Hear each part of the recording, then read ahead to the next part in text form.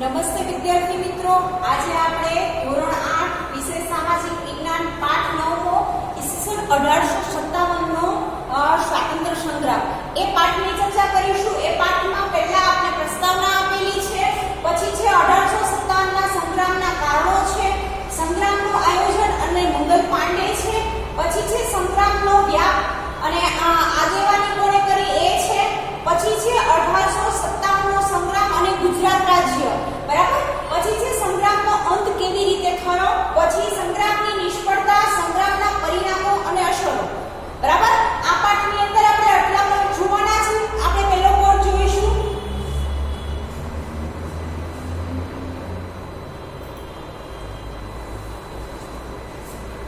પ્રકરણ 9 ઈસવીસન 1857 નો સ્વાતંત્ર્ય સંગ્રામ। પ્રસ્તાવ વિદ્યાર્થીઓ સ્ક્રીન પર આપેલા નકશાના આધારે 1857 ના વિપ્લવના કેન્દ્રોની યાદી બનાવશે। ભારતમાં યુરોપીય પ્રજાના આગમન અને ખાસ કરીને ભારતમાં બ્રિટિશ શાસનની નીતિ રીતિના પરિણામે રાષ્ટ્રવાદનો ઉદ્ભવ થયો હતો। ઈસવીસન 1857 ભારતમાં એક મહત્વની ઘટના બની। આ ઘટનાને ભારતમાં રાષ્ટ્રવાદના ઉદયના મહત્વના પરિબળોમાં પ્રથમ ઘટના તરીકે ગણવામાં આવે છે। ઈસવીસન 1857 બ્રિટિશ શાસન સામે સશસ્ત્ર સંગ્રામની શરૂઆત થઈ। તેની શરૂઆત મેરઠમાં લશ્કરના સિપાહીઓએ કરી। ત્યારબાદ આ સંગ્રામ થોડા સમયમાં ઝડપથી ભારતના વિવિધ પ્રદેશોમાં ફેલાયો। જાણવા જેવું, ભારતીય લશ્કરી છાવણીઓમાં સિપાહીઓને સ્વાતંત્ર્ય સંગ્રામમાં સામેલ થવા માટે સંદેશાઓ મોકલવામાં આવ્યા। છુપા સંકેત તરીકે રોટી અને કમળ ફેરવવામાં આવ્યા। કમળ અને રોટી સ્વીકારનાર ટુકડી સંગ્રામમાં જોડાવા તૈયાર છે એનો અર્થ કરવામાં આવતો। સંગ્રામ થોડા સમયમાં ઝડપથી ભારતના વિવિધ પ્રદેશોમાં ફેલાયો। હવે આપણે જો 1857 નો જે સંગ્રામ છે એ કઈ રીતે આખા ભારતની અંદર અહીંયા નકશા સ્વરૂપે પણ સમજણ આપણે સાથે સાથે આપેલી છે કે ભાઈ ઉત્તર ભારતથી લઈ દક્ષિણ ભારત, પૂર્વ અને પશ્ચિમ ભારત છે, આખા ભારતની અંદર ભાઈ આ 1857 નો જે સંગ્રામ છે એ વિપ્લવ ધીમે ધીમે એમ કહેવાય કે એનો વ્યાપ વધતો ગયો હતો, બરાબર। શું કામ કે એનું મેઇન કારણ એ હતું કે ભાઈ અંગ્રેજોનો દિવસે ને દિવસે એમ કહેવાય કે ભાઈ ત્રાસ વધવા લાગ્યો। એ ત્રાસ ને એમ કહેવાય કે પછી આપણી ભારતની જે એ સમયની એમ કહેવાય કે પ્રજા હતી એ થોડી જાગૃત થઈ અને જાગૃત થવાની સાથે સાથે તમે જોઈ શકો છો કે બધા જ એક સાથે એમ કહેવાય કે આખા ભારતની અંદર બધી જ જગ્યાએ લોકો વિરોધ કરતા આપણે જોવા મળે છે। વિવિધ જગ્યાએથી એમ કહેવાય કે આ સંગ્રામની રેલીઓ નીકળવા માંડી, સંદેશા જોડાવા માંડ્યા। લોકો એમ કહેવાય કે આખા ભારતના જેટલા પણ પ્રાંતો હતા એ સમયના એ પ્રાંતો એક થઈ અને કામ કરવા લાગ્યા। આગળ જોઈએ। સંગ્રામમાં લશ્કરમાં ભારતીય સિપાહીઓ ઉપરાંત અસંતુષ્ટ રાજાઓ, ઠાકોરો, જમીનદારો, ખેડૂતો વગેરે પણ જોડાયા હતા। આ મહાન સંગ્રામે ભારતમાં બ્રિટિશ સામ્રાજ્યના પાયા હચમચાવી નાખ્યા હતા। ઈસવીસન 1857 સંગ્રામના કારણે ભારતમાં બ્રિટિશ શાસને અપનાવેલી દમનકારી કૂટનીતિના કારણે ભારતમાં બહોળા પ્રમાણમાં ઊભો થયેલો અસંતોષ ઈસવીસન 1857 સંગ્રામનું મુખ્ય કારણ હતું। આ અસંતોષ ઊભો થવા પાછળના ઘણા કારણો હતા। સામાજિક અને ધાર્મિક કારણો।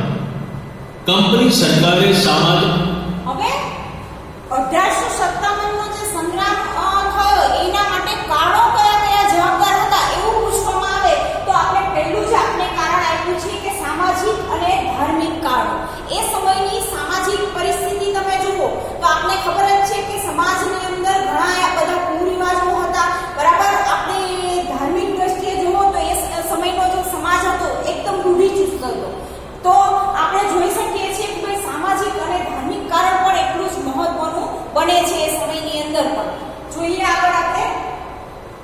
જે સુધારણાની જે રીત અપનાવી હતી તેણે લોકોમાં ભય ઊભો કર્યો હતો.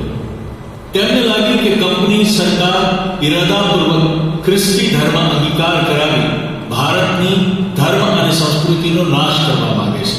હવે એ સમયની આપણી જે એમ કહેવાય કે લોકો હતા એને શું થયું કે અંગ્રેજો જે બળજબરીપૂર્વક આપણા કુરિવાજો છે, આપણે એને અત્યારે કુરિવાજો કહીએ છીએ, એ સમયમાં એ રિવાજો રૂઢિચુસ્તપણે માનતા હતા આપણા લોકો. તો એ દૂર કરવાનું જ્યારે એમ કહેવાય કે અંગ્રેજો તરફથી કહેવામાં આવ્યું તો આપણા લોકોને શું થતું હતું કે અંગ્રેજો છે એ પોતાનો જે ખ્રિસ્તી ધર્મ છે એ અંગીકાર કરો અને તમારો હિન્દુ ધર્મ છોડી દો. એ સમયની લોકોમાં આવી વિચારસરણી હતી એવું આપણે કહી શકીએ છીએ. આગળ જોઈએ. લશ્કરમાં, જેલોમાં તથા રેલવેમાં ભારતની સામાજિક વ્યવસ્થાની વારંવાર અવગણના કરવામાં આવતી. હવે જો આપણી અવગણના કઈ જગ્યાએ થતી હતી તો પહેલું છે લશ્કર છે, બીજું છે જેલ છે અને ત્રીજું છે રેલવે. બરાબર. આ જે વસ્તુ એ સમયે ચાલતી હતી એની અંદર આપણા જે લોકો છે, ભારતના લોકો, એની અવગણના થતી હતી. વારંવાર એમ કહેવાય કે એ વ્યવસ્થાની અંદર આપણા લોકોને કોઈ પણ જાતની વ્યવસ્થા આપવામાં આવતી નહોતી. હવે રેલવે શરૂ થઈ હતી એ સમયે તમે વિચારો કે રેલગાડી શરૂ થઈ હતી તો આપણા જે માણસો છે એને માટે એમ કહેવાય કે અલગ વ્યવસ્થા હતી. બરાબર. અને અંગ્રેજોના કોઈ પણ પ્રતિનિધિ હોય કે કોઈ પણ વ્યક્તિ છે તો એને બેસવાની અલગ વ્યવસ્થા.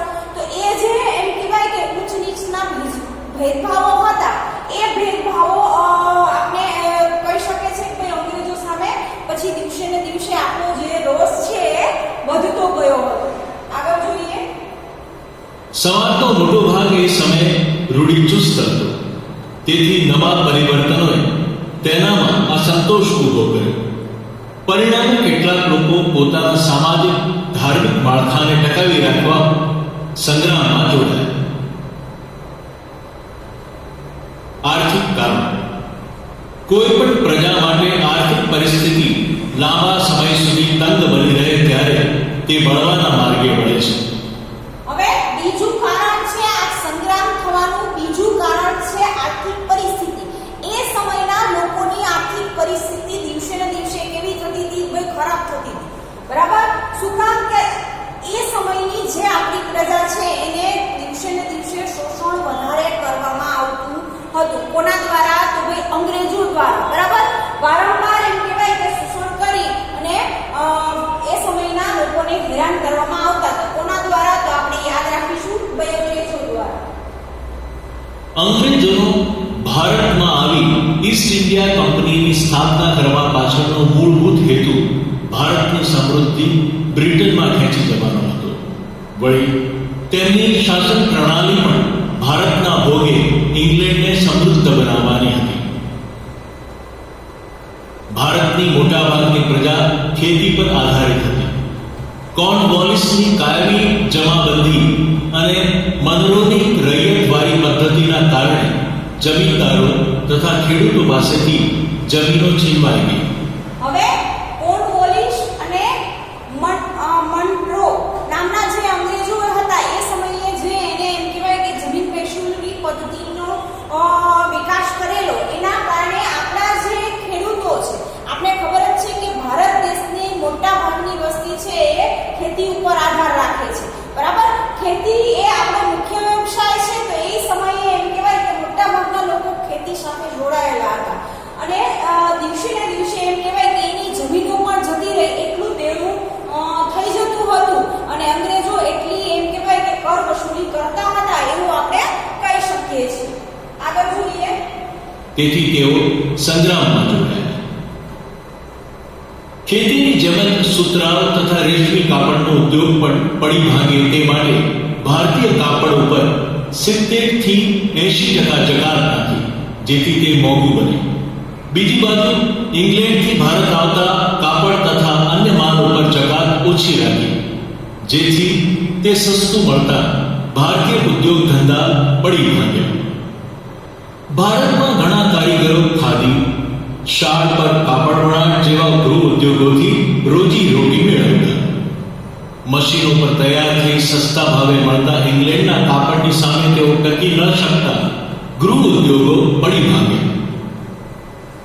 ભારતમાં તે સમયે કળી ઉદ્યોગ તથા ચા કોફીના બગીચાઓની મોટા ભાગની માલિકી અંગ્રેજો ધરાવતા. હવે તમે વિચારો કે આપણે અલગ અલગ ખેતી કરતા સૂત્ર કાપડનો ઉદ્યોગ પણ એ સમયે એમ કહેવાય કે વિશ્વમાં વિશ્વ સ્તરે આપણે ખૂબ જ પ્રખ્યાત હતા. તો એ ઉદ્યોગ પણ પડી ભાંગ્યો. બીજું આપણો વડીનો ઉદ્યોગ છે. ત્રીજું ભાઈ ચા અને કોફીની જે ખેતી છે એ ખેતી પણ એ સમયે આપણે કહી શકીએ છીએ કે અંગ્રેજોના હાથમાં આવી ગઈ. જે પણ ઉત્પાદન થાય એનું ક્યાં વેચાણ કરવું, કેટલું વેચાણ કરવું, કેટલો ભાવ રાખવો, એ બધી જ વસ્તુઓ એ સમયની અંદર ભાઈ અંગ્રેજો કરતા હતા એવું આપણે કહી શકીએ છીએ. આગળ જોઈએ. તેઓ ખેડૂતોનું શોષણ કરતા. આમ આર્થિક કારણોસર જમીનદાર, ખેડૂત તથા કારીગર વર્ગ પણ સંગ્રામમાં જોડાયો. રાજકીય કારણો. ઈસવીસન 1764ના બક્સરના યુદ્ધમાં વિજય બાદ દિવાળી સત્તા મળતા ઈસ્ટ ઇન્ડિયા કંપનીએ વિસ્તારવાદની નીતિ અપનાવી. હવે આપણે પહેલું જોયું સામાજિક અને ધાર્મિક કારણ, બીજું જોયું આર્થિક કારણ અને આ ત્રીજું કારણ છે રાજકીય કારણ. બરાબર. રાજકીય કારણ પણ 1857નો જે સંગ્રામ છે એના માટે જવાબદાર છે. તો એ કઈ રીતે જવાબદાર છે? તો 1764ની અંદર જે પક્ષકનું યુદ્ધ થયું હતું એ યુદ્ધ બાદ એમ કહેવાય કે દીવાની ક્ષમતા છે એ દિવસે ને દિવસે ઈસ્ટ ઇન્ડિયા કંપની પોતાનો વિસ્તાર વધારવાની નીતિ અપનાવતી હતી. કે ઈસ્ટ ઇન્ડિયા કંપની આપને ખબર જ છે ભાઈ અંગ્રેજ સરકારની હતી. તો એ સમયે અંગ્રેજો પોતાનો વિસ્તાર વધારવો, કઈ રીતે આખા ભારત ઉપર વર્ચસ્વ કરવું એવું જ વિચારતા હતા એવું આપણે કહી શકીએ છીએ. આગળ જોઈએ. ત્યારબાદ લોર્ડ વેલેસ્લીની સહાયકારી યોજના, લોર્ડ કોર્નવોલિસની કાયમી જમાબંધી યોજના, લોર્ડ ડેલહાઉસીની સંતાનહીન રાજાના દત્તક પુત્ર લેવાનો અધિકાર નામંજૂર કરવાનો કાયદો પસાર કર્યો વગેરે કારણોસર તેઓ એક પછી એક પ્રદેશો પર સત્તા જમાવતા ગયા. ડેલહાઉસીએ પોતાની યોજના હેઠળ નાગપુર, સતારા, તાંજોર, કર્ણાટક, ઝાંસી જેવા રાજ્યો છીનવી લીધા. દાખલા તરીકે ઝાંસીના રાજવી ગંગાધર રાવ નિસંતાન અવસાન પામતા તેના દત્તક પુત્રનો અધિકાર અમાન્ય કરી રાણી લક્ષ્મીબાઈ પાસેથી ઝાંસીની સત્તા છીનવી લેવામાં આવી. હવે એ સમયે તમે રાજકીય સ્તરનું એક એક્ઝામ્પલ આપને આપવામાં આવ્યું છે કે નિસંતાન જે રાજાઓ હતા, બરાબર, નિસંતાન રાજાઓનું રાજ્ય અંગ્રેજો એ સમયે પોતાની સત્તામાં લઈ લેતા હતા. એનું એક આપણે ઝાંસી જે રાજ્ય હતું રાણી લક્ષ્મીબાઈનું એનો અહીંયા એક દાખલો આપેલો છે. એ દાખલા દ્વારા કે ભાઈ એને દત્તક પુત્ર લીધો હતો, બરાબર. રાણી લક્ષ્મીબાઈ અને ગંગાધર તિલક છે, ગંગાધર રાવ છે, એ બેને પોતાનો જે નિસંતાન હોવાના કારણે દત્તક પુત્ર લીધો તો ભાઈ એ તમે દત્તક પુત્ર લીધો છે તો એ વસ્તુ ચાલશે નહીં, બરાબર, એ તમારું સંતાન નથી એવું કહી અને એ ઝાંસીનું રાજ્ય એ સમયે ખાલસા કરાયું હતું. આ અન્યાયનો સામનો કરવા ઈસવીસન 1857ના સંગ્રામમાં લક્ષ્મીબાઈએ ઝાંસી પ્રજાનું નેતૃત્વ સંભાળ્યું. ડેલહાઉસીએ અવધના નવાબ વાજિદ અલી શાહને રાજકીય અવ્યવસ્થાના બહાના હેઠળ પદભ્રષ્ટ કરી તેમનું રાજ્ય ખાલસા કર્યું. જેના વિરોધ રૂપે તેમની બેગમ હઝરત મહાલે લખનૌમાં સંગ્રામનું નેતૃત્વ સંભાળ્યું. લશ્કરી કારનામા. ભારતમાં બ્રિટિશ સૈનિકો તથા અધિકારીઓનું પ્રમાણ ખૂબ જ ઓછું હતું. લશ્કરમાં ભારતીય તથા અંગ્રેજોનું પ્રમાણ 6:1 હતું. વળી લશ્કરના ઉચ્ચ હોદ્દાઓ માત્ર અંગ્રેજો માટે જ અનામત રહેતા. હિન્દુ પ્રજા માટે બઢતીની તક રહેતી નહીં. તેમ હવે મેં તમને કીધું કે ભાઈ લશ્કરી કારણો, બરાબર. હવે રાજકીય કારણો જોયા, એના પછીનું લશ્કરી કારણો. લશ્કરી એટલે કે એ સમયમાં જે લશ્કર હતું તો એ લોકો શું કરતા હતા, ભાઈ અંગ્રેજોના જે પ્રતિનિધિઓ હતા, જે માણસો હતા, એને બઢતી, એનો પગાર વધારો, એ બધું થતું શોષણ, આ બધી જ વસ્તુઓ આપણે જોવા મળે છે. તેમના પગાર વચ્ચે ખૂબ જ તફાવત રહેતો. પાયદળનો હિન્દી સિપાહી પગાર તરીકે દર મહિને ₹7 જ મેળવતો, જ્યારે અંગ્રેજી સિપાહીને પગાર તરીકે ₹150 માસિક મળતો. અંગ્રેજ અફસરો હિન્દી સિપાહીઓને ઘણા હલકા અને તુચ્છ સમજતા હતા. તે સમયે ભારતીયો માટે સમુદ્ર ઓળંગવાની મનાઈ હતી. તેનું પાલન નહીં કરનારને પોતાના સમાજમાં જ્ઞાતિ બહાર મૂકવાની ભારે સજા કરવામાં આવતી. ભારતીય સમાજના લોકો તે સમયે સમુદ્ર ઓળંગવાને પાપ સમજતા અને તેમ કરનારને સમાજ બહિષ્કૃત કરતો. જેમ કે કરસનદાસ મૂળજી, મહેપતરામ રૂપરામ જેવા સુધારકોને ઇંગ્લેન્ડ જવા બદલ જ્ઞાતિ બહાર મૂકવામાં આવ્યા હતા.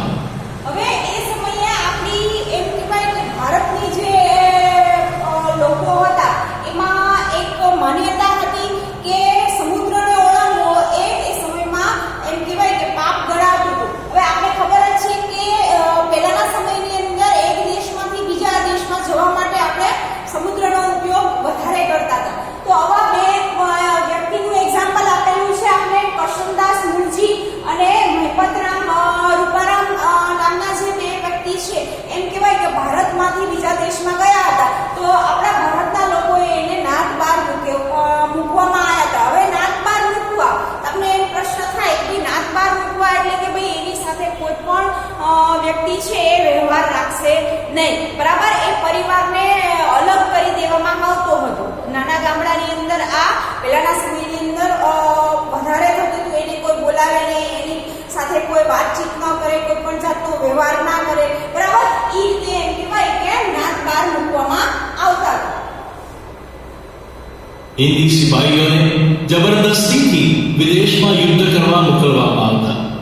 તેથી તેમને તેમનો ધર્મ પણ ભયમાં મુકાયો છે તેમ લાગતું. આમ સિપાહીઓ પણ અસંતુષ્ટ હતા. સંગ્રામના તાત્કાલિક કારણ. ઈસવીસન 1857ના જાન્યુઆરી માસમાં અંગ્રેજોએ ભારતીય લશ્કરમાં એનફિલ્ડ રાઇફલનો ઉપયોગ શરૂ કર્યો. હવે તમે વિચારો કે એ સમયના આપણે જે કારણો હતા એની ચર્ચા કરી. હવે ભાઈ તાત્કાલિક જે પરિસ્થિતિ બને છે, યુદ્ધ જેવી પરિસ્થિતિ બને છે, તો એ પરિસ્થિતિની અંદર તાત્કાલિક પણ ઘણા બધા કારણો જવાબદાર હોય. તો એમાં પહેલું કારણ એ છે કે 1857માં જાન્યુઆરી માસમાં અંગ્રેજોએ ભારતીય લશ્કરને જે કારતૂસ આપવામાં આવતી હતી એન્ડ્રલ રાઇફલનો ઉપયોગ, બરાબર, એ રાઇફલનો ઉપયોગ કરવાની ફરજ પાડી. ને એ રાઇફલની અંદર જે એમ કહેવાય કે એ સમયે ગોળીઓ બનતી હતી એ એમ કહેવાય કે ડુક્કર માંસની ચરબીમાંથી બનતી હતી અને એ મોઢેથી તોડવાની હોય એ રીતે એમ કહેવાય કે એનો ઉપયોગ થતો હતો. એના કારણે આપણા જે ભારતીય સૈનિકો હતા એ લોકોને એવું લાગતું હતું કે ભાઈ આના કારણે આપણો ધર્મ ભ્રષ્ટ થાય છે. આપણે ખબર જ છે કે આપણા ભારત દેશની અંદર પ્રાણીઓને પણ ખૂબ જ મહત્વ આપવામાં આવેલું છે, બરાબર. તેની કારતૂસો બનાવવામાં ગાય તથા ડુક્કરની ચરબી વપરાતી. આ કારતૂસો દાંતથી તોડવી પડતી. ધાર્મિક દ્રષ્ટિએ ગાય અને ડુક્કરનું માંસ ખાવાની મનાઈ હોવાથી અનુક્રમે હિન્દુ મુસ્લિમ સિપાહીઓને પોતાનો ધર્મ ભ્રષ્ટ થાય છે તેમ લાગ્યું. હવે આપણે ખબર જ છે કે આપણા હિન્દુ સંપ્રદાયની અંદર ગાયની આપણે પૂજા કરીએ છીએ, બરાબર. આપણે એવું માનીએ છીએ કે ગાયની અંદર 33 કરોડ દેવતાઓનો વાસ છે.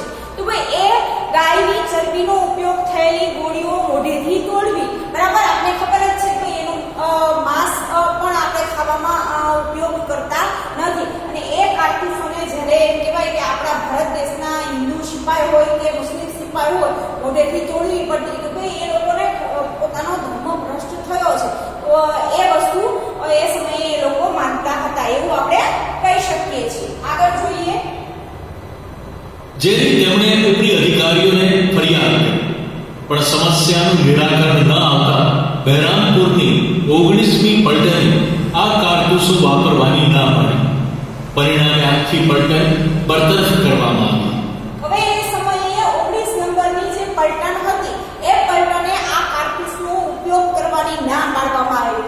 તો અંગ્રેજોએ એને એમ કહેવાય કે બરતરફ કરી દીધી કે ભાઈ તમે આથી સેનામાં નથી. બરતરફનો અર્થ એ થાય છે, બરાબર. પ્રવૃત્તિ. વિદ્યાર્થીઓ રાણી લક્ષ્મીબાઈ, બહાદુર શાહ ઝફર, મંગલ પાંડે જેવા સ્વાતંત્ર્ય સંગ્રામના સેનાપતિઓના ચિત્રો એકત્રિત કરશે. અહીંયા પ્રવૃત્તિ સ્વરૂપે તમને આપેલું છે કે રાણી લક્ષ્મીબાઈ છે, બહાદુર શાહ ઝફર છે અને મંગલ પાંડે. આ ઇતિહાસના એવા અગ્રણીય વ્યક્તિઓ છે કે એના જીવન ચરિત્રની માહિતી જ્યારથી એનો જન્મ થયો છે અને ક્યાં મૃત્યુ થયું ત્યાં સુધી એને એ સમયની અંદર જે કામ કરેલા છે એની તમે નોંધપોથી બનાવી શકો છો. ને એ નોંધપોથી આપને ખબર જ છે કે ભાઈ ગૂગલ ઉપર તમે સર્ચ કરો અથવા તો ભાઈ લાઇબ્રેરીના પુસ્તકોનો ઉપયોગ કરી અને ઐતિહાસિક ઘણા બધા એવા પુસ્તકો છે કે જે પુસ્તકોની અંદર આ બધા જ વ્યક્તિઓના ચરિત્ર વિશે આપને માહિતી મળી શકે છે.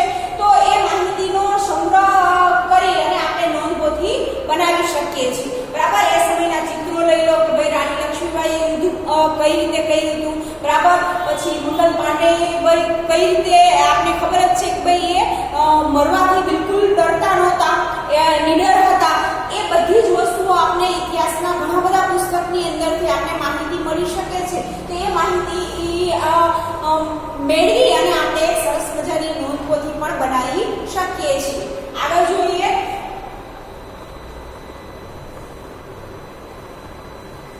વિદ્યાર્થી મિત્રો, આ વિડિયો